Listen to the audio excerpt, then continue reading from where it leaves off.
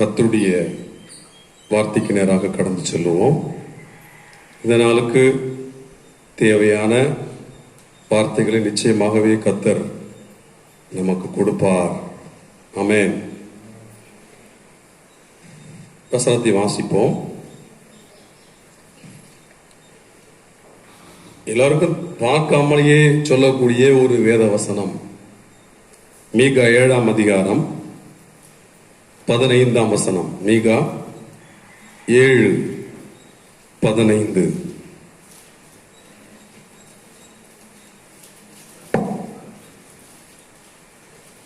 அதனுடைய பின்பகுதி, அந்த வசனத்துடைய பின்பகுதி சீக்கிரம் வாசிங்க. உன்னை அதிசயங்களை காண பண்ணுவேன்.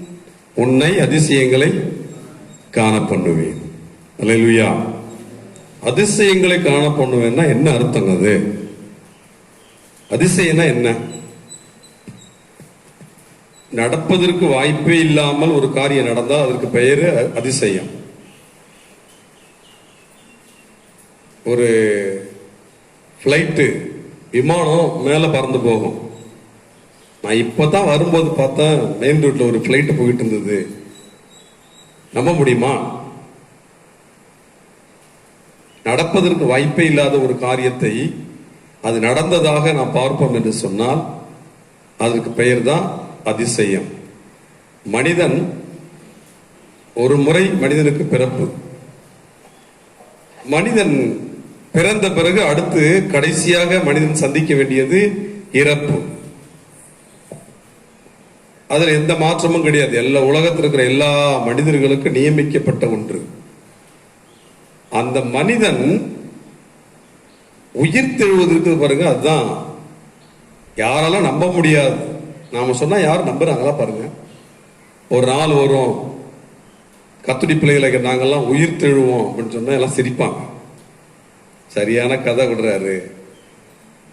நடக்க போகிற உண்மை. நடப்பதற்கு வாய்ப்பு இல்லாமல் நமக்கு தெரியும் நம்ம ஒரு நாள்ல உயிர் தெழ போகிறோம்னு சொல்லி. ஆனால் கர்த்தரை அறியாதவர்கள், ஒரு கர்த்தருடைய பிள்ளை மரித்த ஒருவர் உயிர் தெழுவதை பார்க்க போகிறார்கள். அப்பதான் அவங்களுக்கு ஆச்சரியமா இருக்கும். இப்ப நடப்பதற்கு வாய்ப்பு இல்லாத ஒரு காரியம் நடப்பதுதான் அதிசயம். அதுவும் உன்னை அதிசயங்களை காண பண்ணுவேன். அதிசயம் என்று சொன்னால் ஒருமை, அதிசயங்கள் பன்மை. கர்த்தர் தம்முடைய பிள்ளைகளுடைய வாழ்க்கையில் அதிசயங்களின் மேல் அதிசயங்களை காண பண்ணுகிறவர். அதில் எந்த சந்தேகமும் இல்லை. அதிசயங்களை காண பண்ணுவேன் என்று சொன்னால், இந்த வசனத்தை என்றைக்கு நான் வாசித்தேனோ, நான் விசுவாசியாக அந்த நாட்களிலே இதோ கர்த்தர் நம்முடைய வாழ்க்கையில் அதிசயங்களை செய்வார், அதுதான் எனக்கு தெரியும். நாட்கள் செல்ல செல்ல கர்த்தர் எனக்கு ஒரு காரியத்தை கற்றுக் கொடுத்தார். அதிசயங்களை காண பண்ணுவேன் என்று சொன்னால் அது மற்றவங்க பார்த்து பொறாமைப்படக்கூடிய அளவிற்கு கர்த்தர் செய்வது அதிசயம். மற்றவர்கள் பார்த்து நமக்கு கர்த்தர் ஒரு காரியத்தை செய்யும் போது, அல்லது கர்த்தர் நம்மை கொண்டு ஒரு காரியத்தை செய்யும் போது பார்ப்பவர்கள் பொறாமைப்படுகிற அளவிற்கு கர்த்தர் செய்வார். சும்மா செலவுக்கு காசு இல்லாம இருந்த என்னை தேடி வந்து ஒருத்தங்க 500 ரூபாய் பணம் கொடுத்தாங்க, இதெல்லாம் ஒரு பெரிய விஷயமே கிடையாது கர்த்தருக்கு. பார்ப்பவர்கள் பொறாமைப்படக்கூடிய காரியங்களை கர்த்தர் செய்து, அப்படிப்பட்ட ஒரு அதிசயங்களை பார்க்கிறவங்க எல்லாம் மூக்குல விரல வச்சுக்குவாங்கன்னு சொல்லுவாங்க. அந்த மாதிரி காரியம். ஒரு உதாரணத்துக்கு, பார்ப்பவர்கள் பொறாமைப்படக்கூடிய காரியம் என்று சொன்னால், ஒரு கஷ்டப்படுகிற ஒரு கத்திரி பிள்ளையை வைத்துக் கொள்வோமே, அவங்களுக்கு டீ குடிப்பதற்கு கூட கையில காசு கிடையாது. அவங்க வீட்டுக்கு காலையில தூங்கி எந்திரிச்சு ஜெபத்தை முடிச்சுட்டு வெளியில வர்றாங்க. அவங்க வீட்டு வாசல்ல வந்து 3 கண்டெய்னர் லாரி வந்து நிக்குது. ஒருவேளை அவங்க பேர் டேவிட்னு வச்சுக்கோங்களேன். யாருங்க டேவிட் வீடு கேட்குறாங்க. அதோ அந்த வீடுங்க சொல்றாங்க. உங்க வீட்டுக்கு பணம் அனுப்பி வச்சிருக்காங்க, அது எங்க வைக்கணும்னு சொல்லுங்க. வீட்டில் கீற்றே இல்லை, ஆனா அவங்களுக்கு 3 கண்டெய்னர் வண்டி நிறைய ரூபாய் நோட்டுகள் வந்திருக்குது. வந்து இறக்கி வைக்கிறாங்க. பார்க்குறவங்க என்ன சொல்லுவாங்க, பார்க்குறவங்க என்ன நினைப்பாங்க, இந்த டேவிட்டுக்கு பாடுற என்னடா வாழ்வு வந்திருக்கு உனக்கு, எங்க இருந்துடா அது வந்தது, கட்டுக்கட்டா இறங்குது கண்டெய்னர் லாரியில, புறம் வருமா வராதா? அப்படிப்பட்ட அதிசயங்களை செய்கிறவர் தான் நம்ம ஆண்டவர். நாளைக்கே கண்டெய்னர் லாரில வந்துடும் அப்படி போகாதீங்க. உதாரணத்துக்கு சொல்றேன். பார்ப்பவர்கள் பொறாமைப்படக்கூடிய காரியங்களை செய்து கர்த்தர் அதிசயங்களை காணப்படுவார். நாம் செய்திக்குள்ளாக போகும்போது அதை பற்றி நமக்கு நன்றாகவே தெரியும். சீக்கிரமாக எடுத்து வாசிங்கள். 1 சாமுவேல் புத்தகம் 16ஆம் அதிகாரம். 1 சாமுவேல் 16ஆம் அதிகாரத்தை நீங்கள் எடுத்துக்கொள்ளுங்கள். அதிலே 10 முதல் 13 வரை. 1 சாமுவேல் 16 10 முதல் 13 வரை வாசியுங்கள். இப்படி ஈசாய் தன் குமாரரில் 7 பேரை சாமுவேலுக்கு முன்பாக கடந்து போக பண்ணினான். பின்பு சாமுவேல் ஈசாயை பார்த்து, கர்த்தர் இவர்களில் ஒருவனையும் தெரிந்து கொள்ளவில்லை என்று சொல்லி, உன் பிள்ளைகள் இவ்வளவுதானா என்று ஈசாயை கேட்டான். அதற்கு அவன், இன்னும் எல்லாருக்கும் இளையவன் ஒருவன் இருக்கிறான், அவன் ஆடுகளை மேய்த்து கொண்டிருக்கிறான் என்றான். அப்பொழுது சாமுவேல் ஈசாயை நோக்கி, ஆள் அனுப்பி அவனை அழைப்பி அவன் இங்கே வரமட்டும் நான் பந்தி இருக்க மாட்டேன் என்றான். ஆள் அனுப்பி அவனை அழைப்பித்தான். அவன் சிவந்த மேனியும் அழகிய கண்களும் நல்ல ரூபமுள்ளவனுமாயிருந்தான். அப்பொழுது கர்த்தர், இவன்தான், நீ எழுந்து இவனை அபிஷேகம் பண்ணு என்றார். அப்பொழுது சாமுவேல் தைல கொம்பை எடுத்து அவனை அவன் சகோதரர் நடுவிலே அபிஷேகம் பண்ணினான். அந்நாள் முதற்கொண்டு கர்த்தருடைய ஆவியானவர் தாவீதின் மேல் வந்து இறங்கி இருந்தார். போதும். இப்ப கவனிங்க, வாசித்த வேத பகுதியை கேட்டோம். இது வேதத்தை வாசித்தவர்களுக்கு நன்றாக தெரியும். இதை பற்றி விளக்கமா பேசினாக்க டைம் ஆயிடும். நடந்த சம்பவம் என்ன? ஈசாயினுடைய குடும்பத்திலே, ஈசாயினுடைய பிள்ளைகளிலே ஒருவனை கர்த்தர் ராஜாவாக அபிஷேகம் பண்ணும்படி சாமுவேல் தீர்க்கதரிசியிடம் சொல்லியிருக்கிறார்.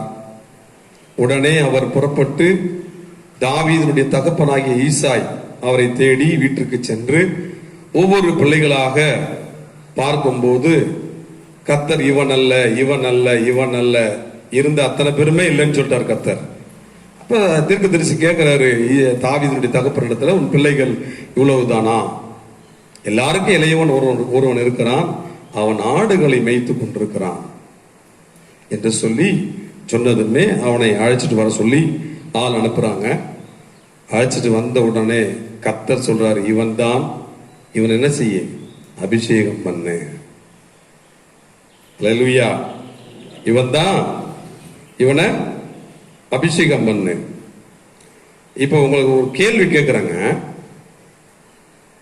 ஒரு நம்ம வீட்டுக்கு ஒரு முக்கியமான நபர், ஏன் ரொம்ப வேணாம், பாஸ்டர் ஒரு விசுவாசி வீட்டுக்கு ஜெபம் பண்ண வர்றார் என்று சொன்னால் வீட்டில் இருக்கிற எல்லாருமே இருக்க சொல்லுவாங்க. ஜெபம் பண்ண போகிறப்ப வீட்டில் இருக்கிற எல்லாரும், அப்பா அம்மா பிள்ளைங்க தாத்தா பாட்டி யாரெல்லாம் இருக்காங்களோ எல்லாரும் இருக்கணும், எல்லாருக்காக ஜெபிக்கணும்னு சொல்லி ஊழியக்காரங்க விரும்புவாங்க. அப்படி ஊழியக்காரங்க வரும்போது, நீ இப்பப்பா நீ போய் ஆடெல்லாம் மேய்ச்சிக்கலாம் போ, நீ போய் மாடு மேய்ச்சிக்க போ, நீ போய் விறகு விட்ட போ, இப்படி விரட்டி விட்டாங்கன்னா என்ன அர்த்தம் தெரியுங்களா? ஊழியக்காரங்களோ அல்லது ஒரு முக்கியமான விருந்தாளிகளோ வரும்போது ஒரு குறிப்பிட்ட நபரை மாத்திரம் தாய் தகப்பனோ வீட்டில் உள்ளவர்களோ விரட்டி அடிச்சாங்கன்னாக்க அவங்க அலட்சியப்படுத்துறாங்கன்னு அர்த்தம். சாமுவேல் தீர்க்கதரிசி வரும்போது அந்த வீட்டு ராஜாவாக அபிஷேகம் பண்ணும்படி வருகிறார். அப்ப ஈசாயினுடைய நினைவு என்ன? என்னுடைய பிள்ளைகள் இத்தனை பேர் இருக்கிறார்களே, இவர்களிலே யாரோ ஒருவரை கர்த்தர் ராஜாவாக தெரிந்து கொள்ள போகிறார். அது நிச்சயமாக தாவீது அல்ல. அதனால தாவீதை மாத்திரம் வீட்டுல வைக்காம ஆடு மேய்க்க விரட்டி விட்டார். சொல்ற பதில பாருங்க. உன் பிள்ளைங்க இவ்வளவுதானா? சாமுவேல் கேட்கிறார். அதுக்கு அப்பா சொல்ற பதில், எல்லாருக்கும் இளையவன் ஒருவன் இருக்கிறான், அவன் ஆடுகளை மேய்த்து கொண்டிருக்கிறான். ஆடு மேய்த்து கொண்டிருக்கிற அவனை வரவழைத்ததும் கர்த்தர் இவன் தான், இவனை அபிஷேகம் பண்ணு என்று சொல்லுகிறார். நன்றாக கவனிங்கள். இந்த தாவீதை தகப்பன் அசட்டை செய்திருக்கிறார். இந்த தாவீதை உடன் பிறந்தவர்களும் அசட்டை செய்திருக்கிறார்கள், அலட்சியப்படுத்தியிருக்கிறார்கள். ஆனால் மனிதர்களாலே, தகப்பனாலே, உடன் பிறந்தவர்களாலே, அன்புக்குரியவர்களாலே அசட்டை செய்யப்பட்ட, அலட்சியம் பண்ணப்பட்ட தாவீதை கர்த்தர் முக்கியப்படுத்துகிறார். அல்லேலூயா. உங்களை யாராவது அலட்சியப்படுத்துறாங்கன்னா கவலைப்படாதீங்க, நீங்க தான் கர்த்தருக்கு முக்கியமான ஆளு. ஆமென். அது கணவரா இருக்கலாம், மனைவியா இருக்கலாம், பிள்ளைகளா இருக்கலாம், பெற்றோரா இருக்கலாம், மற்றவரா இருக்கலாம், யாராக வேண்டுமானாலும் இருக்கலாம். நீங்கள் பணிபுரிகிற இடமாக இருக்கலாம். நிறைய இடங்கள்ல வேலைக்கு போகிறாங்க, அரசு வேலையோ தனியார் வேலையோ. கர்த்தருடைய பிள்ளைங்கன்னா ரொம்ப அலட்சியமா, அதை எடு, ஒரு மரிய பேரை சொல்ல மாட்டாங்க, மரியாதையை பேச மாட்டாங்க. அதை எடுத்துருவா, எதை கொண்டா, அதை கொண்டா, அலட்சியமா தான் பார்ப்பாங்க. மனிதர்களால் என்றைக்கு அலட்சியப்படுத்தப்படுகிறோமோ அந்த நாளில் இருந்து, அந்த நிமிடத்தில் இருந்து கர்த்தர் நம்மை முக்கியப்படுத்துகிறார். அல்லேலூயா. கர்த்தர் முக்கியப்படுத்துறாருன்னா எப்படி தெரியுங்களா? சும்மா இல்ல. அப்பா ஆடு மேய்க்க அனுப்பிவிட்டார் தாவீதை. கர்த்தர் என்ன பண்ணாரு? ராஜாவாக அபிஷேகம் பண்ணாரு. ராஜாவாக அபிஷேகம் பண்ண பிறகு அவருக்கு வேலை என்ன? அவருடைய வேலை என்ன? நாட்டை ஆளுவது, நாட்டை ஆளுவது. தகப்பன் ஆடுகளை மேய்க்க விட்டார். அவரை படைத்த கர்த்தரோ ஆட்டை மேய்க்க விட்ட தகப்பன் அசட்டை பண்ணி ஆட்டை மேய்க்க விட்டார்.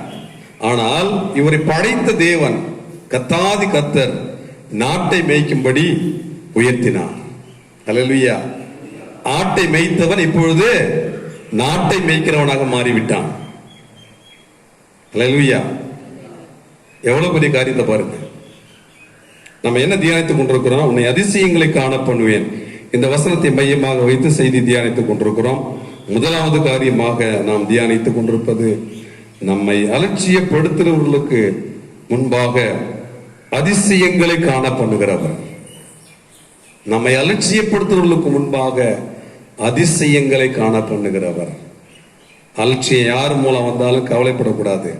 இன்னும் கொஞ்சம் வித்தியாசமாக சொல்ல வேண்டும் என்று சொன்னால், உங்களை அலட்சியப்படுத்தக்கூடிய, உங்களை அசட்டை செய்யக்கூடிய சூழ்நிலைகள் வரும் என்று சொன்னால், உங்களுக்கு ஏதோ மிகப்பெரிய ஆசீர்வாதம் வரப்போகிறது, உங்களுக்கு ஏதோ மிகப்பெரிய உயர்வு வரப்போகிறது என்று அர்த்தம். அல்லேலூயா. என்ன இயேசுநாதரை போய் தேடி இயேசுநாதரை ஆராதிக்கிறேன், நான் அவரை தான் பின்பற்றுவேன், நான் இப்படித்தான் இருப்பேன், நான் அப்படித்தான் இருப்பேன், நான் ஏசப்பா பிள்ளையா தான் இருப்பேன்னு சொல்லி என்ன பிரயோஜனம்? அசட்டை பண்ணுவாங்க. அசட்டை செய்ய செய்ய செய்ய செய்ய உங்களை கர்த்தர் ஆசீர்வதித்துக் கொண்டே இருப்பார், உங்களை கர்த்தர் உயர்த்தி கொண்டே இருப்பார். அல்லேலூயா. ஒரு சம்பவம் ஒன்றை சொல்லி அடுத்த பகுதிக்கு நேராக கடந்து செல்லலாம் என்று நினைக்கிறேன். ஒரு 50 ஆண்டுகளுக்கு முன்பு நடந்த ஒரு சம்பவம். கர்நாடக மாநிலத்திலே கோலார் தங்க வயல் இருக்கிறது, நமக்கு தெரியும். அந்த கோலார் தங்க வயல், அந்த சுரங்கத்திலே அநேகர் வேலை பார்த்து கொண்டிருக்கிறார்கள். வேலை பார்த்து கொண்டு அந்த நபர்களிலே அவங்க டீமா ஒரு பேட்ச், ஒவ்வொரு பேட்சா வேலை பார்ப்பாங்க. அப்படி ஒரு பேட்ச்ல வேலை பார்க்கறதுல ஒருத்தர் மாத்திரம் கர்த்தரை அறிந்த ஒரு மனிதர் இருந்தார். மதிய சாப்பாட்டு நேரத்துக்கு எப்போதுமே இவரை கிண்டல் அடிக்கிறது, கேலி பண்றது, நமக்கெல்லாம் தான் ஒரு பேர் வச்சிருவாங்களே, அல்லேலூயா, ஆமென், கர்த்தர், பரலோகம், ஒவ்வொருத்தருக்கும் ஒரு பேர் இருக்கும். பேர் வைக்க நமக்கு ஆசீர்வாதம். ஆமென். எப்படி கேலி பண்ணாலும் கிண்டல் பண்ணாலும் நமக்கு ஆசீர்வாதம் உண்டு. கவனிங்க, அவர் அல்லேலூயா அல்லேலூயான்னு சொல்லி கூப்பிடுறது வழக்கம். அந்த சாப்பாட்டு நேரத்துல இவர் தனியா சாப்பிட போயிடுவாராம். எப்போதுமே இவங்க அடிக்கிற கேலி கிண்டல்லாம் ஒரு மாதிரி இருக்கும். எப்போதுமே வேலைக்கு வரும்போது ஒரு இடத்துல அவங்க லஞ்ச் பேக் எல்லாம் எடுத்து வச்சுட்டு வேலைக்கு செல்வது வழக்கம். அப்படி வேலை பார்த்து கொண்டிருக்கிற போது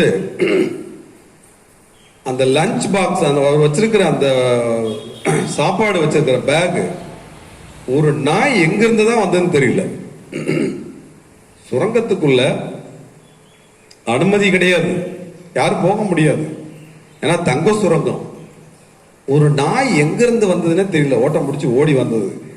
இவருடைய பேகை மட்டும் தூக்கிட்டு ஓடுது. எல்லாரும் அல்லையா அங்க பாரு, உன் சாப்பாட்டு பைய தூக்கிட்டு ஓடுது பாரு நாய், ஓடு ஓடு அல்லையா ஓடு அல்லையா சொல்லிட்டே ஓடு, ஆமேன்னு சொல்லிட்டே ஓடு, கர்த்தாவேன்னு சொல்லிட்டு ஓடு ஓடு ஓடு ஓடுன்னு கிண்டல் அடிக்கிறாங்க. இவரு உழுந்தடிச்சு ஓடுறாரு ஓடுறாரு ஓடுறாரு ஓடுறாரு ஓடிக்கிட்டே இருக்காரு. அது வேகமா ஓடுது. கொஞ்ச தூரம் போனதும் அந்த பேக் அப்படியே போட்டுட்டு அது ஓடிடுச்சு. எதுவும் சேதப்படுத்தல.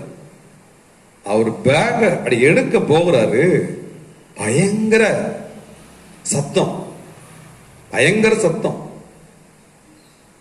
என்ன இருக்கும் அப்படின்னு சொல்லி திரும்பி பார்க்கிறார். என்ன நடந்தது, என்ன சத்தம்? சாப்பாட்டு பையை எடுத்துக்கொண்டு வேலை பார்க்கிற இடத்துக்கு திரும்ப ஓடி வருகிறார். இவருடைய பையை தூக்கிக்கிட்டு நாய் ஓடி வந்துடுச்சு. இவர் நாய் பின்னாடியே ஓடி வந்துட்டார். அங்கே வேலை பார்த்த இடத்துல நிலச்சரிவு ஏற்பட்டு வேலை பார்த்த அத்தனை பேரும் மண்ணுக்குள்ள சிக்கி செத்து போயிட்டாங்க. நாய் இவருடைய பையை தூக்கிட்டு ஓடனா இவரும் செத்து போயிருப்பாரு. ஒரு நாயை அனுப்பி கர்த்தர் தம்முடைய பிள்ளை என்ன பண்றாரு, காப்பாத்துறாரு. அசட்டை செய்யப்படும் போது நாம் அதை கர்த்தருடைய நாமத்தினாலே பொறுமையோடு சகித்துக் கொள்ளும் போது நமக்கு ஒரு உயர்வு உண்டு, நமக்கு ஒரு பாதுகாப்பு உண்டு. இவங்க சொல்லன விட சரி நாய் தூக்கிட்டு போயிடுச்சு சொல்லி கூட விட்டுருவாரு. ஓடு ஓடு ஓடு ஓடலன்னா இன்னும் கிண்டல் அடிப்பாங்க. அதுக்காக தான் அவர் ஓடனது. கர்த்தர் பாருங்க, அவரை கிருபையாக காத்தார். ஆமென். இரண்டாவதாக அதே 1 சாமுவேல் புத்தகம் 17ஆம் அதிகாரம், சீக்கிரமா பாருங்க. 1 சாமுவேல் 17ஆம் அதிகாரம் 17-18 வசனங்களை வாசியுங்கள். ஈசாய் தன் குமாரனாகிய தாவீதை நோக்கி, உன் சகோதரருக்கு இந்த ஒரு மரக்கால் வறுத்த பயற்றையும் இந்த 10 அப்பங்களையும் எடுத்துக்கொண்டு பாளையத்தில் இருக்கிற உன் சகோதரிடத்துக்கு ஓட்டமாய் போய் இந்த 10 பால் கட்டிகளையும் 1000 பேருக்கு அதிபதியினிடத்தில் கொடுத்து உன் சகோதரர் சுகமா இருக்கிறார்களா என்று விசாரித்து அவர்களிடத்தில் அடையாளம் வாங்கி கொண்டு வா என்றான். இப்ப கவனிங்க, இது கோலியாத் கர்த்தருடைய ஜனங்களுக்கு முன்பாக நின்று கொண்டு தினந்தோறும் யுத்தத்திற்கு கர்த்தருடைய ஜனங்களை அழைக்கிற சம்பவம். அங்கே கோலியாத் யுத்தத்திற்கு நின்று கொண்டிருக்கிற அந்த இடத்திலே தாவீதனுடைய அண்ணன்மார்கள், சவுல் ராஜா, ஒட்டுமொத்த தேசத்தின் மக்களும் அங்கே கூடியிருக்கிறார்கள். இவர் எப்போதுமே ஆடு மேய்க்க போவதுதான் வேலை. இப்போ தாவீதனுடைய தகப்பன் என்ன பண்ணுகிறார், சில உணவுப் பொருட்களை தாவீதனுடைய கையிலே கொடுத்து, இதை கொண்டு போய் உன்னுடைய அண்ணன்மார்கள்ட்ட போய் கொடுத்துட்டு வாப்பா, கொடுத்துட்டு வரும்போது அடையாளம் வாங்கிட்டு வரணும்னு சொல்றார். உங்களுக்கு இது அர்த்தம் புரியுதான்னு தெரியல. அடையாளம் வாங்கி கொண்டு வா என்று சொன்னால் என்ன அர்த்தம்? இப்ப நான் யாராவது ஒருவரை அழைத்து அவங்க கையில ஒரு 2000 ரூபாய் பணத்தை கொடுத்து இதை கொண்டு போய் இன்னாற்ற போய் கொடுங்க, கொடுத்துட்டு வரும்போது அவங்க கிட்ட ஒரு லெட்டர் வாங்கிட்டு வாங்க, நீங்கள் கொடுத்து அனுப்பி 2000 ரூபாய் பணத்தை என்கிட்ட பத்திரமா கொடுத்துட்டாங்க அப்படின்னு சொல்லி ஒரு லெட்டர் வாங்கிட்டு வாங்க அப்படின்னு சொன்னா எத்தனை விசுவாசி உடனே புறப்பட்டு போவாங்க? என் மேல நம்பிக்கை இல்லை பாருங்க. பாஸ்டருக்கு பணத்தை கொடுத்து அனுப்புறாரு, நான் பணத்தை கொண்டு போய் கொடுக்க போறேன், என் மேல நம்பிக்கை இல்லை பாருங்க. நான் அவருக்கு உதவி செய்யத்தான் வந்திருக்கேன், உதவி செய்ய வந்திருக்கிற என் மீதே அவருக்கு நம்பிக்கை இல்லையே என்று சொல்லி வேதனைப்படுவார்கள். ஆனால் தாவீது பாருங்க, உணவுப் பொருட்களை எடுத்துக்கொண்டு அண்ணன்மார்களிடத்துல கொண்டு போய் அங்க கொண்டு போய் பொருளை ஒப்படைக்க வேண்டிய இடத்துல ஒப்படைச்சாச்சு. இப்ப கவனிங்க, பெற்ற தகப்பனுக்கு பிள்ளையின் மீது நம்பிக்கை இல்லை. அந்த தகப்பனால் நம்பப்பட முடியாத அந்த பிள்ளையின் மீது கர்த்தர் நம்பிக்கை வைத்து இந்த நாட்டையே ஆளுகை செய்யக்கூடிய பொறுப்பை கொடுத்திருக்கிறார். அல்லேலூயா. ஆனா அப்பாவுக்கு பிள்ளை மேல என்ன இல்லை? நம்பிக்கை இல்லை. இந்த உணவுப் பொருள் மிஞ்சி போனா என்ன எவ்வளவு விலை இருக்கும்? இவர் என்ன நினைச்சுக்கிட்டாரு, இவன்ட்ட அடையாளம் வாங்கிட்டு வான்னு சொல்லனா இவன் போகிற வழியில எங்காவது உட்கார்ந்து எல்லாத்தையும் தின்னு காலி பண்ணிட்டு சும்மா திரும்பி வந்துருவான். அங்க யுத்தத்துக்கு போயிருக்கிற பிள்ளைகள்கிட்ட உணவுப் பொருளை கொடுக்க மாட்டான் என்ற எண்ணம் இவருக்கு வந்துவிட்டது. தாவீது தகப்பனால் நம்பப்பட முடியாத ஒரு வேதனையான நிலைமைக்கு ஆளாகி இருக்கிறத பாருங்க. உங்களை நம்பாதவர்கள் யாராவது இருந்தாங்கன்னா கவலையே படாதீங்க. நான் எப்போதுமே சொல்லுவேன், கர்த்தரை அறியாதவர்களுக்கு ஒரு அப்பா தான், கர்த்தரை அறிந்தவர்களுக்கு 3 அப்பா. நான் அடிக்கடி சொல்லுவேன். ஒன்று, நம்மை பெற்றெடுத்த பூமிக்குரிய அப்பா. இன்னொன்று, நம்மை கர்த்தருக்குள் வழிநடத்தி கொண்டிருக்கிற ஆவிக்குரிய அப்பா, ஊழியக்காரங்க. 3, நம்மை இந்த உலகத்தில் உண்டாக்கிய பரத்துக்குரிய அப்பா, நம்முடைய தேவாதி தேவன். பூமிக்குரிய அப்பா, பெற்றெடுத்த அப்பா அலட்சியம் பண்ணாக்க மிச்சம் 2 அப்பா இருக்காங்க. அல்லது ஆவிக்குரிய அப்பா ஊழியக்காரங்க அலட்சியப்படுத்தினா மிச்சம் 2 அப்பா இருக்காங்க. ஒருவேளை பூமிக்குரிய பெற்றெடுத்த அப்பாவோ அல்லது ஆவிக்குரிய ஊழியக்கார அப்பாவோ 2 பேருமே அலட்சியப்படுத்தினாலும் நம்மை உண்டாக்கிய தேவாதி தேவன் பரத்துக்குரிய அப்பா அலட்சியப்படுத்தவே மாட்டார். கவலைப்படாதிருங்கள், சோர்ந்து போகாதிருங்கள், அவர் பார்த்துக் கொள்வார். நம்ம என்ன செய்யணும்? அனுபவங்களை சந்திக்கும் போது கர்த்தரை நோக்கி பார்த்து நம்மை தேற்றிக் கொண்டு நம்மை பலப்படுத்திக் கொள்ள வேண்டும். அவ்வளவுதான். பல ஆண்டுகளுக்கு முன்பு, ஏறக்குறைய 1993 ஆண்டில் நடந்த ஒரு சம்பவத்தை நான் சொல்லுகிறேன். என் மீது அதிக அன்பு உள்ள ஒரு நபர், அதாவது என் மீது அவங்களுக்கு அதிக அன்பு இருக்கா இல்லையா அது எனக்கு தெரியாது. நான் அவங்க மேல அதிக அன்பு மதிப்பு எல்லாம் வச்சிருந்தேன். அவங்களுக்கு என் மேல அன்பு இருந்ததா அது எனக்கு தெரியாது. நான் அவர்கள் மீது அதிக அன்பு அதிக மதிப்பு வைத்திருந்தேன். 93 சொல்லுகிறேன், அப்பவும் வச்சிருந்தேன், இப்பவும் வச்சிருக்கேன். என்ன நடந்தது? சாதாரணமாக என்கிட்ட கேட்டாங்க, என்ன செய்தி, எப்படி இருக்கீங்க, வீட்டில் எல்லாம் நல்லா இருக்காங்களா, அப்பாலாம் எப்படி இருக்காங்க. எங்க அப்பா ரட்சிக்கப்படாதவங்க. நான் அப்போ ஊழியத்திற்கு நான் படித்து கொண்டிருக்கிற ஒரு காலம். நான் வேலைக்கு போகாம ஊழியத்துக்கு படித்து கொண்டிருக்கிறதுனால வீட்டில் பயங்கர பிரச்சனை வரும். அதனால அப்பா எப்படி இருக்காங்க, இப்போ எப்படி இருக்க பிரச்சனைன்னு சொல்லி கேட்பாங்க. நான் சாதாரணமாக சொன்னேன், எந்த வேலைக்கும் போகாமல் இருக்கான், இவன் ட்ரெஸ் எடுத்து போட்டிருக்கான், செப்பல் வாங்கியிருக்கான், என்னென்னமோ வாங்கிட்டு இருக்கான், எப்படி செய்யறான்னு தெரியலையே அப்படின்னு சொல்லி எங்கள் அம்மாட்ட கேட்டுருக்கான்னு சொல்லி நான் சுருக்கமாக சொல்லிட்டேன். ஆக்சுவலாக எனக்கு அப்பப்போ ஏதாவது இந்த ஆர்ட் பண்ணுவான், ஆர்ட் ஒர்க்லாம் பண்ணுவேன். அதில் அப்பப்போ ஏதாவது வருமானம் வரும். அதை வைத்துக்கொண்டு லுங்கியோ சட்டையோ செருப்போ எது தேவையோ என் தேவைகளை கர்த்தர் அப்படி சந்தித்தார். நம்மகிட்ட எதுவும் கேட்கறது இல்லை, நம்மளும் கொடுக்கறது இல்லை. ஆனால் ட்ரெஸ் எடுக்கிறானே, செருப்பு போட்டிருக்கானே, எல்லாம் புதுசாக இருக்குது, எப்படின்னு தெரியலையேன்னு சொல்லி கேட்டுட்டு இருக்காங்கன்னு சொல்லிட்டேன். அவ்வளோதான். நான் அடுத்த நாள் அவர்களை சந்திக்க வேண்டிய ஒரு சூழ்நிலை. அவர்களும் நானும் சேர்ந்து ஒரு இடத்திற்கு போக வேண்டும். இத்தனை மணிக்கு வாங்கன்னு சொன்னாங்க. அத்தனை மணிக்கு நான் அவங்க வீட்டுக்கு போனேன். அவங்க கர்த்தருடைய பிள்ளை தான், ரட்சிக்கப்பட்டவங்க, ரட்சிக்கப்படாதவங்கள, ரட்சிக்கப்பட்டவங்க தான். அவங்க வீட்டுக்கு நான் போகிறேன். அங்கே போனதுமே என்ன பண்ணுறாங்க, ஒரு வெள்ளை கலர் சட்டை எடுத்து என் கையில் கொடுத்து அதை சுருட்டி ஒரு ஒயர் கூடக்குள்ள வச்சு கையில் அயன் பாக்ஸ் கொடுத்து, அங்கே இருக்கிற அந்த ரூமில் இல்லை, வேற ஒரு பக்கத்தில் வேற ஒரு இடத்துல போய் என்ன பண்ணுறாங்க, போய் அதை அயன் பண்ணி எடுத்துருவாங்க, இந்த ட்ரெஸ்ஸை அயன் பண்ணி எடுத்துருவாங்க, நீங்கள் அயன் பண்ணி கொண்டு வந்த பிறகு தான் சட்டையை போட்டுட்டு தான் நான் கிளம்பணும், வெளியில போகணும்னு சொல்லி சொன்னாங்க. நான் அடுத்த அவங்க இருக்கிற இடம் இல்லை, நான் இப்போ யாருமே இல்லாத ஒரு தனி இடத்துல உட்காந்து அயன் பாக்ஸை ஆன் பண்ணிட்டேன். அது ஹீட் ஆகிட்டு இருக்குது. டேபிள் மேலே அந்த சட்டையை எடுத்து வச்சு அயன் பண்ண போகிறேன். பாக்கெட்டில் இவ்வளோ மொத்தம் ஏதோ இருக்குது. எடுத்து பார்த்தா இவ்வளோ மொத்தம் அதில் பணம் இருக்குது பாக்கெட்டில். இதான் இவ்வளோ பணம் இருக்குதுன்னு சொல்லி அதை எடுத்து அப்படியே தனியாக வச்சுட்டு அயன் பண்ணி முடிச்சுட்டு கொண்டு போய் அயன் பாக்ஸு, அயன் பண்ண சட்டை, அந்த பணம் அவ்வளவும் கொண்டு போய் அவங்ககிட்டே கொடுத்தான். பணமா? இல்லையே, என்கிட்ட பணம் கிடையாது. என் சட்டை பாக்கெட்டில் எப்படி பணம் வரும்? என்கிட்ட பணம் கிடையாது, என் பணமே இல்லை அப்படின்றாங்க. உங்களுதான் இருக்க போகுது அப்படின்னாங்க. நான் சொன்னேன், என்கிட்ட பணமே கிடையாது, இது ஏன் பணம் இல்லை, உங்க சட்டை பாக்கெட்டில் தான் இருந்தது, இது உங்களோட தான் சொல்லி அவங்க வீட்டு டேபிள் மேலேயே வச்சுட்டான். இந்த சட்டையை அயன் பண்ணி எடுத்துருவாங்க, இதை போட்டுட்டு தான் வெளியில போகணும்னு சொன்னாங்க பாருங்க. நான் சட்டையை அயன் பண்ணிக்கிட்டு அயன் பாக்ஸு இந்த பணத்தெல்லாம் எடுத்துட்டு அவங்க கிட்ட போகிறேன். அங்க வேற சட்டை போட்டுட்டு ரெடியா இருக்காங்க.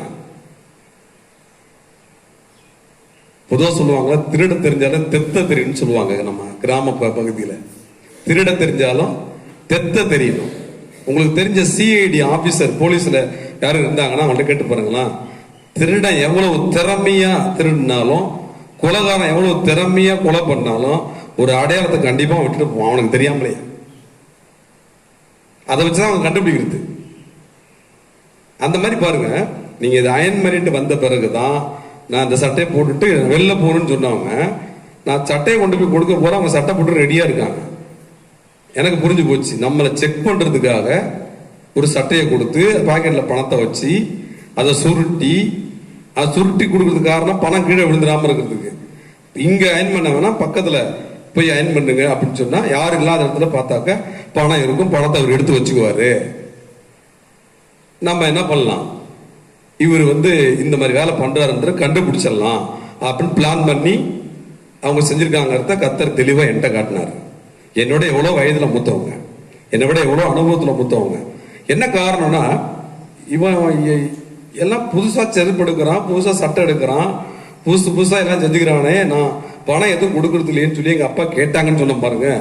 அடிக்கடி நம்ம வீட்டுக்கு வர்றது போட்டோம்னா இந்த மாதிரி நம்ம வீட்டுல உள்ளது ஏதாவது இந்த ஆள் எடுத்துட்டு போறானே என்ன ஓன்ற ஒரு சந்தேகம் வந்துருச்சு உங்களுக்கு. கர்த்தருடைய பிள்ளைகளுக்கு சந்தேகம் வரக்கூடாது. அது நீங்களா இருந்தாலும் சரி, நானா இருந்தாலும் சரி, சந்தேகம் வரக்கூடாது. நான் 93 நடந்த ஒரு சம்பவத்தை சொல்றேன். உண்மையிலே என்ன செய்யணும், அதோடு கூட அவங்க கிட்ட பேசுறதையோ, அவங்க வீட்டுக்கு போகிறதையோ, அவர்களை பார்ப்பதையோ நான் தவிர்த்திடணும். ஆனால் இதுவரைக்கும் போய்கிட்டு தான் இருக்கிறேன், பார்த்துட்டு தான் இருக்கிறேன், பேசிக்கிட்டு தான் இருக்கிறேன். அன்றைக்கு உள்ள அதே அன்பு, அதே மரியாதை இப்பவும் வச்சிருக்கிறேன். என்ன காரணம்னா, நான் கர்த்தர்ட்ட கேட்டேன், ஏன் ஆண்டவரே இப்படி, இவங்க ரொம்ப நல்லவங்க தான், ஏன் இப்படி நடக்குதுன்னு சொல்லி கேட்டப்ப என்கிட்ட கர்த்தர் சொன்னது ஒன்னே ஒண்ணுதான், அவர்கள் மூலம் நீ சந்தித்த இதே நிலைமையை உன் மூலம் யாரும் சந்திக்க கூடாது. உண்மையா சொல்றேங்க, 94வது ஆண்டிலே ஊழியத்துக்கு வந்தது. 94வது ஆண்டிலிருந்து புதிய ஆத்துமாக்களையும் விசுவாசங்களையும் சந்தித்துக் கொண்டிருக்கிறேன். ஊழியம் ஆரம்பித்த அந்த நாளிலிருந்து இந்த நொடி வரைக்கும் கர்த்தருடைய பெரிதான கிருபை நான் யாருமே சந்தேகப்பட்டது கிடையாது. ஒரு 500 ரூபாய் பணத்தை கொடுத்து கடையில போய் ஜாமான் வாங்கிட்டு வராங்கன்னா அவங்க பில்லு வாங்கிட்டு வருவாங்க. உண்மையை சொல்றேன், நான் பில்லையும் பார்க்க மாட்டேன், பாக்கியும் பார்க்க மாட்டேன். இது வரைக்கும் பார்த்ததே கிடையாது. ஏன்னா எனக்கு ஆண்டவர் கற்றுக் கொடுத்திருக்கிறார், நீ சந்தித்த இதே நிலைமை நீ இன்னொரு மூலம் அந்த நிலைமையை சந்திச்ச, உன் மூலம் ஒருவர் கூட இந்த நிலைமையை சந்திக்க கூடாது என்று சொல்லி எனக்கு கற்றுக் கொடுத்தார். சில அனுபவங்களை கற்றுக்கொள்வதற்காக கர்த்தர் இப்படிப்பட்ட பாதைகளிலே அனுமதிக்கிறார், அவ்வளவுதான். அதுக்கு காரணமா இருக்கிறாங்க பாருங்க, அவங்கள பார்த்து நன்றி சொல்லுங்க. அதனாலதான் இன்னமும் மதிக்கிறேன், அதனாலதான் இன்னமும் நான் அன்பு செலுத்துறேன். ஒரு அனுபவம் கற்றுக்கொள்ள முடியுதுல அவங்க மூலம், அதுக்கு காரணமே அவங்க தானே. எனவே நம்ம யார் நம்பி நம்ம மீது நம்பிக்கை வைக்காம இருக்காங்களோ அவங்க மேல நீங்க நம்பிக்கை வைங்க. நம்ம மீது யார் நம்பிக்கை ஒரு சந்தேக கண்ணோட்டத்தோடு நம்மை பார்க்கிறார்களோ அவரை நீங்க அதிகமா நம்புங்க. அப்படிப்பட்ட நபர்களை வெறுத்துடாதீங்க. கொஞ்சம் கூட நம்பிக்கை இல்லாத ஆளுங்க, எப்ப பார்த்தாலும் என்ன இப்படிதான் பார்க்கறாங்க. அப்படி எடுத்துக்கொள்ளாதீர்கள். நீங்க யார் மீதும் ஒரு சின்ன காரியத்தோட சந்தேகப்படாதபடிக்கு நம்பிக்கையோட இருங்கள். கர்த்தர் நிச்சயமாக உங்களை ஆசீர்வதிப்பார். நமக்கு தொடர்ந்து செய்தி இருக்கிறது. டைம் ஆகிடும் இல்லைங்களா? டைம் ஆகிடும். ஒரே ஒரு காரியத்தை பார்த்து நாம் முடிக்கலாம். முதலாவது காரியம், அலட்சியப்படுத்துவதற்கு முன்பாக அதிசயங்களை காண பண்ணுகிறவர். இரண்டாவது காரியம், நம்மை நம்பாதவர்களுக்கு முன்பாக அதிசயங்களை காண பண்ணுகிறவர். மூன்றாவது காரியமாக நாம் பார்த்து முடிப்போம். அதே 1 சாமுவேல் புத்தகம் 17ஆம் அதிகாரம். 1 சாமுவேல்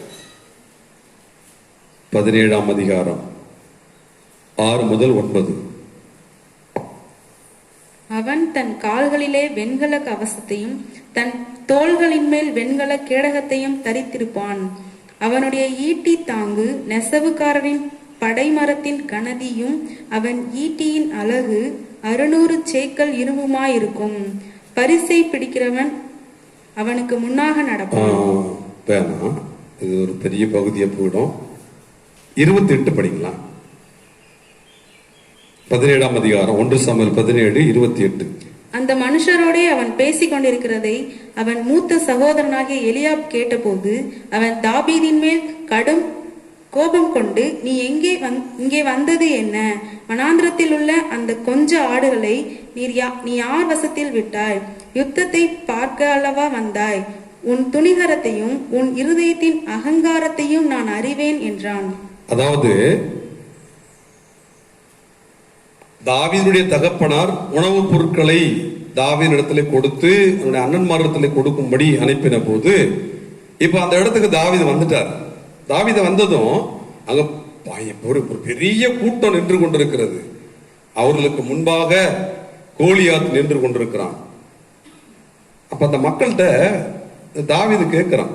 அதான் அந்த மனுஷரோடே அவன் பேசிக் கொண்டிருக்கிறதே அவன் மூத்த சகோதரனாகிய எலியாப் கேட்ட போது, என்ன நடக்குது? ஏன் இங்க இவ்வளவு பேர் கூடி இருக்கீங்க? அந்த ஆள் என்ன சொல்லிட்டு இருக்கான்? என்ன நடக்குது? இது என்னன்னு தெரியலையேன்னு சொல்லி விளக்கமா தாவீது எல்லாத்தையும் கேட்டுக்கிட்டு இருக்கான். இத தாவீதினுடைய மூத்த சகோதரன் மூத்த அண்ணன் பார்த்துட்டு கூப்பிட்டு, இங்க வடங்க, நீ ஏன் இங்க வந்த? வார்த்தை பாருங்களேன். அவனுக்கு கோபம் வருது தாவீது மேல. அந்த கொஞ்சம் ஆடுகளை நீ எங்க விட்டுட்டு வந்த? யார்கிட்ட விட்டு வந்த? நீ இங்க யுத்தத்தை பார்க்க அல்லவா வந்தாய். அப்புறம் என்ன அர்த்தம்? நீங்க வேடிக்கை பார்க்க வந்திருக்க. நீங்க வேடிக்கை பார்க்கறது வந்திருக்க. அந்த ஆட்டை எங்க விட்டுட்டு வந்த? நீ ஏன் வந்தங்க? நீ வந்ததே வேடிக்கை பார்க்கத்தான் என்று சொல்லி தாவீதை கடும் கோபத்தோடு அண்ணன் பேசுகிறது பார்க்கிறோம். 50ஆம் வசனம் 50. இவ்விதமாக தாவீது ஒரு கவனினாலும் ஒரு கல்லினாலும் பெலிஸ்தனை மேற்கொண்டு அவனை மடங்கடித்து அவனை கொன்று போட்டான். தாவீது கையில் பட்டயம் இல்லாதிருந்தது. இப்ப பாருங்க, என்னோட யார் யுத்தம் பண்ண வரீங்க? யுத்தம் பண்ணி நீங்க ஜெயிச்சுட்டாக்க நாங்கெல்லாம் உங்களுக்கு அடிமை, நீங்க தோத்துட்டாக்க நீங்க எங்களுக்கு அடிமை. இதுதான் கோலியாத்தினுடைய சவால். எல்லாருமே யுத்தத்துக்கு போறது பயந்துட்டு இருக்காங்க. இதை கேட்டதும் தாவீதுக்கு பக்தி வைராக்கியம் வந்துடுச்சு. ஜீவனுள்ள தேவனுடைய சேனையை நிந்திக்கிறானே, இவன் எம்மாத்திரம், இவனை நினைச்சுவன் விட மாட்டேன், நான் கர்த்தருடைய நாமத்தினாலே இவனை நான் கொன்று விடுவேன் என்று சொல்லி தாவீது வைராக்கியம் கொண்டு அங்கே யுத்தத்துக்கு சென்று ஒரே ஒரு கல்லினாலே, ஒரு கல்லை, அந்த சம்பவம் நமக்கு நல்லா தெரியும், ஒரே ஒரு கல்லை அனுப்பிவிட்டு அது நெற்றிலே அடித்து கோலியாத் முகங்கூப்புற கீழே விடுகிறான். அவனுடைய பட்டயத்தையே எடுத்து, கோலியாத்தினுடைய பட்டயத்தை எடுத்து தாவீது கோலியாத்தை வெட்டி கொன்று போடுகிறான். நல்லா கவனிக்கணுங்க. அண்ணன் சொன்னது, நீ வேடிக்கை பார்க்க வந்த, நீ அகங்காரம் பிடித்தவன். கோபம் வருகிறது தாவீதின் மேல். ஆனால் நடந்தது என்ன? எல்லோரும் தினந்தோறும் வேடிக்கை பார்த்து கொண்டிருக்கிறார்கள் கோலியாத்து சொல்வதை. ஆனால் தாவீது வேடிக்கை பார்க்கவில்லை. தினந்தோறும் வேடிக்கை பார்த்திருந்தாங்க பாருங்க. அவர்களை இன்னும் அதிகமா வேடிக்கை பார்க்க வச்சால தாவீது. அது தாவீது வேடிக்கை பார்க்க வச்சான்னு சொல்றதை விட கர்த்தர் வேடிக்கை பார்க்க வைத்தார் என்பது சரியான வார்த்தை. அண்ணன் சொல்ற வார்த்தை பாருங்க, நீ வேடிக்கை பார்க்க வந்திருக்க. நீ பாருங்க, அந்த தாவீதை கொண்டு கோலியாத்தை கர்த்தர் கொன்று போட்டார். மூன்றாவதாக நாம் தியானித்துக் கொண்டிருக்கிற காரியம், நம்மை வேடிக்கையாக பார்க்கிறவர்களை வேடிக்கை பார்க்க வைக்கிற அதிசயங்களை காண பண்ணுகிறவர்.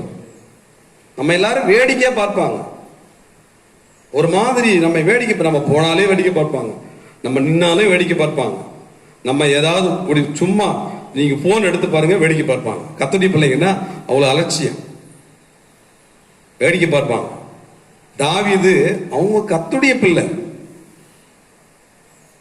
அவனை வேடிக்கை பார்க்க வந்த ஆளாகத்தான் அண்ணன் பார்த்து கொண்டிருக்கிறார். ஆனால் கர்த்தர் இந்த தாவீதை கொண்டு கோலியாத்தை கொன்று போட்டார். இப்போது கோலியாத்தினுடைய தலை தாவீதனுடைய கரத்தில் இருக்கிறது. கொஞ்சம் கற்பனை பண்ணி பாருங்க,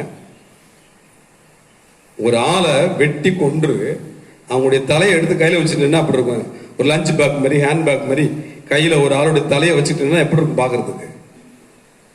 இப்போ அவங்களுடைய பார்வையே வேறு விதமாக இருக்கிறது. இந்த பார்வையே வேறு விதமாக இருக்கிறது. பயந்து போய் மிரண்டு போய் பார்த்து கொண்டிருக்கிறார்கள். தாவீதை வேடிக்கை பார்க்க வந்தவன் என்று அசட்டை செய்த அண்ணனே இப்ப அரண்டு போய் பார்த்துட்டு இருக்கார். இதான் அதிசயம். கர்த்தர் அதிசயங்களை காணப்படுகிறவர்.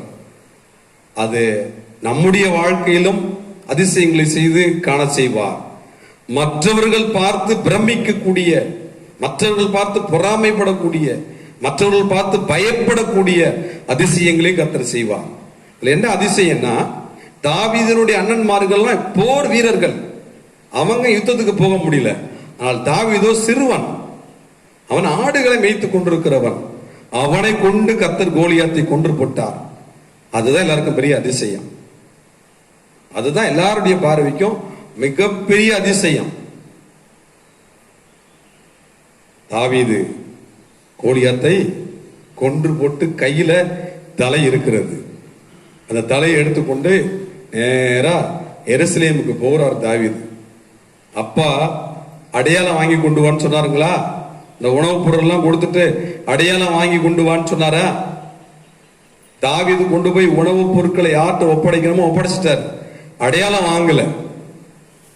ஆனால் அந்த யுத்தம் நடக்கிற இடத்தில் இருந்து தாவீது திரும்ப வரும்போது கத்தாதி கர்த்தர் தாவீதுடைய பரத்துக்குரிய தகப்பன் கையிலே அடையாளத்தை கொடுத்து அனுப்புகிறார்.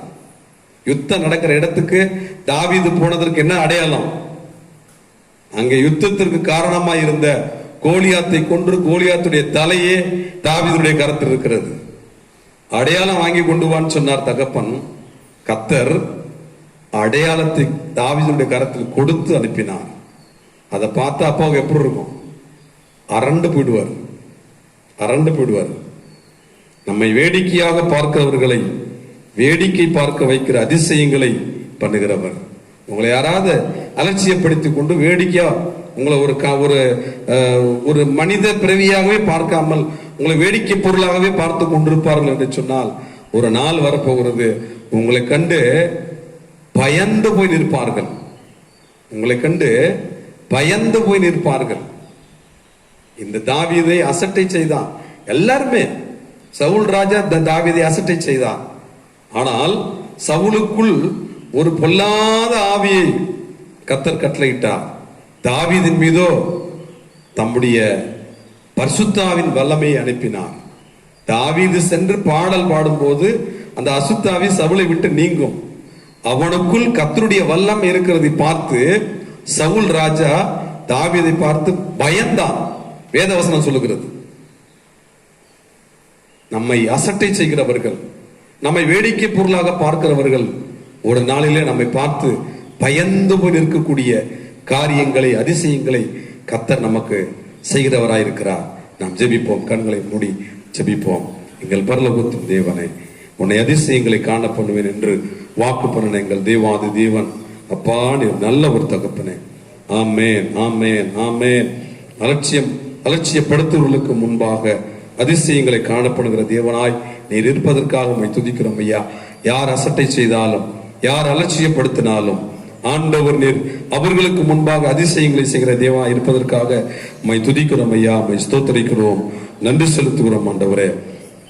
ஆமேன், ஆமேன், ஆமேன். நம்மை நம்பாதவர்களுக்கு முன்பாக அதிசயங்களை காண பண்ணுகிறவர் என்று சொல்லி கேட்டோம்.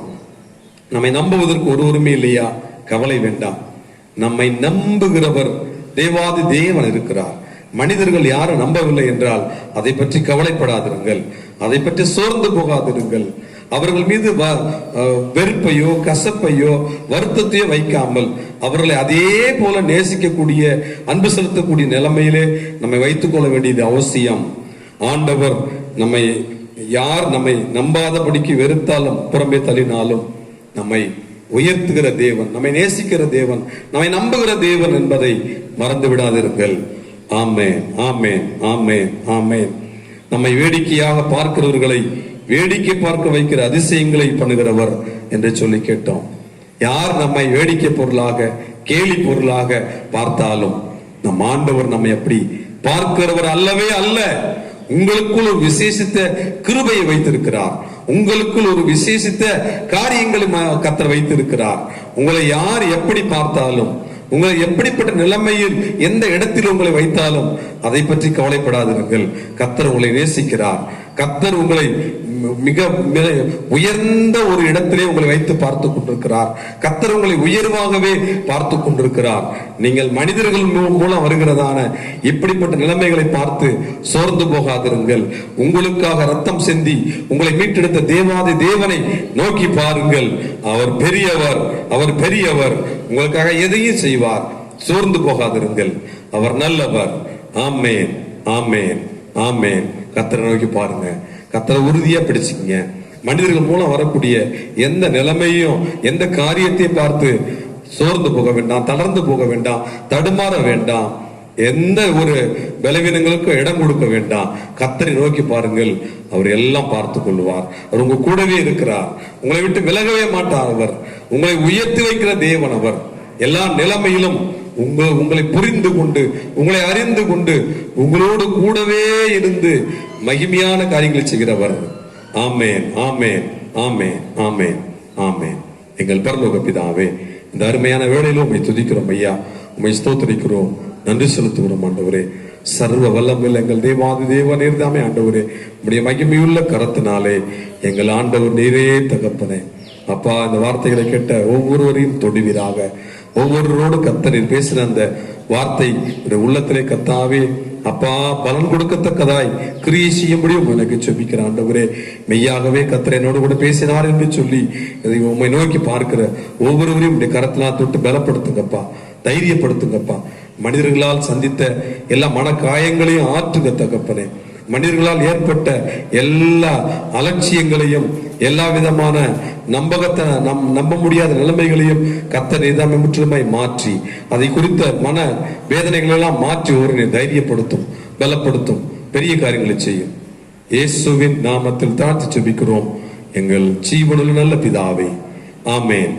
என் ஆத்துமாவே கர்த்தரை ஸ்தோத்திரி, என் முழு உள்ளமே பரிசுத்த நாமத்தை ஸ்தோத்திரி. என் ஆத்துமாவே கர்த்தரை ஸ்தோத்திரி, அவர் செய்த சகல உபகாரங்களை மறவாதே. ஆமேன். நம்முடைய கர்த்தராகிய இயேசு கிறிஸ்துவின் கிருபையும் பிதாவாகிய தேவனுடைய அன்பும் பரிசுத்த ஆவியானவரின் அன்பினும் ஐக்கியமும் இன்றும் என்றும் கர்த்தருடைய வருகை மட்டும் நம்மோடு கூட இருப்பதாக. ஆமேன். ஹல்லேலூயா, ஹல்லேலூயா, ஹல்லேலூயா. எல்லாருக்கும் ஸ்தோத்திரம். கர்த்தர் தாமே உங்கள் யாவரையும் ஆசீர்வதிப்பாராக. ஆமேன்.